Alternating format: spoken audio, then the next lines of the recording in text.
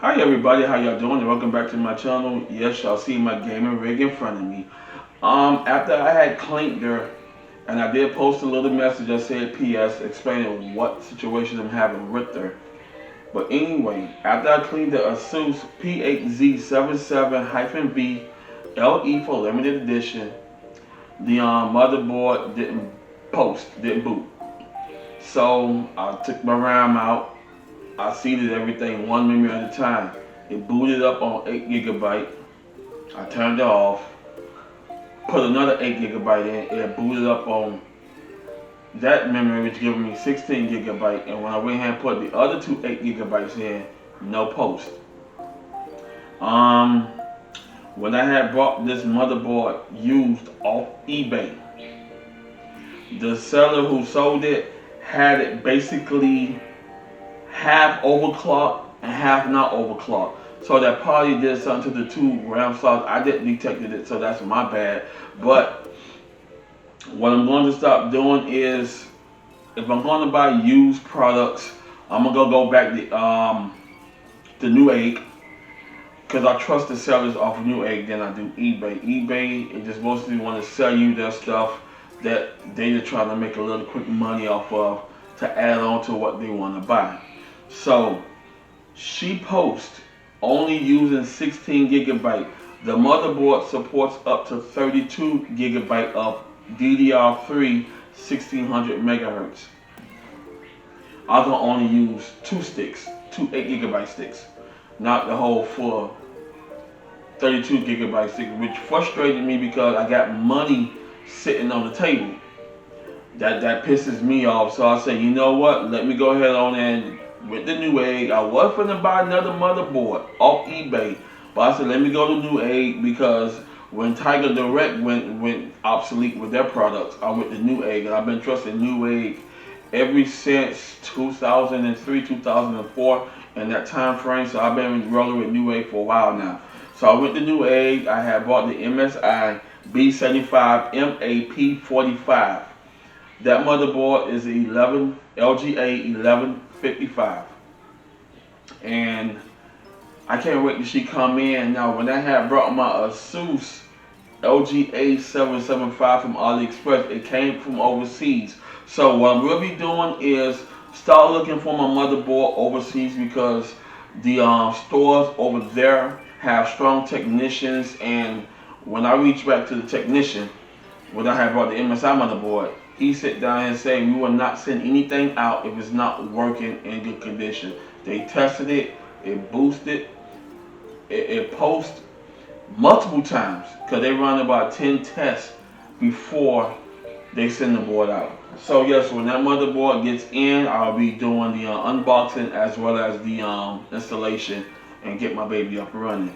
But today, I'm going to strip the ASUS P8Z77-V LE out the computer, put in some bubble wrap. It can still be used, but I'm trying to talk to ASUS to send it back out to their technicians and see if they could go ahead and get it working, or just recycle it to a motherboard recycling manufacturer. Alright, enough talking, let's do this.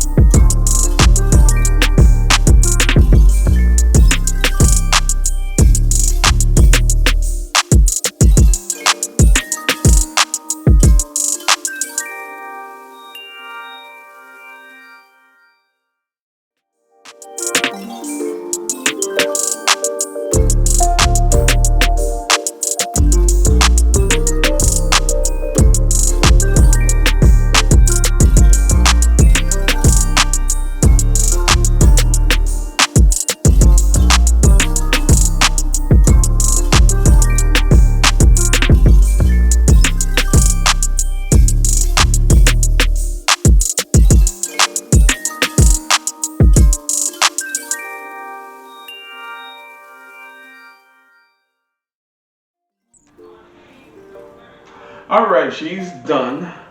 Um, Everything is good. Now, as I was saying here, by me not paying attention to it, this is the overclocking pin to the CPU, as well as one to the bottom right here. Yeah, one top, one bottom. He had one on to the bottom, that's for the GPU, and he had this one on for the CPU. Now, to overclock this motherboard, you have to have both of them turned on. So he didn't do that. He had one on, one off, and I didn't pay no attention to it. So I'm happy to go ahead and remove her out. I'm gonna go ahead and do some more stuff off camera, like go ahead on and take my PSU out by RS Game, which there are good as PSUs. That's a 550 watt, 80 plus bronze. That's good because the motherboard by MSI only come with a 4-pin CPU power connect, so I don't have to worry about overclocking. If I want to overclock it, I just set it in the BIOS to go ahead and boost that CPU to the performance.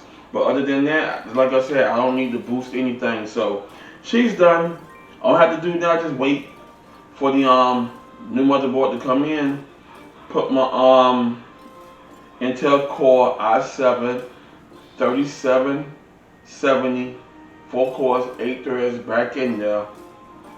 I'm going to be changing this GPU out to the GTX 1063 gigabyte, so I can go ahead and get more boost performance with the games I want to play. I downloaded the first version of Tomb Raider. The first version handles with the R9 270 perfectly, but part 2 and part 3, that works with the GTX 1063 gigabyte. So other than that, she's done. I can add all my memory in, all 32 gigabytes. I don't have to worry about powering up at 16 gigabytes. So I'm happy with that. Thank y'all for watching, and I'll see you in the rebuild. Peace.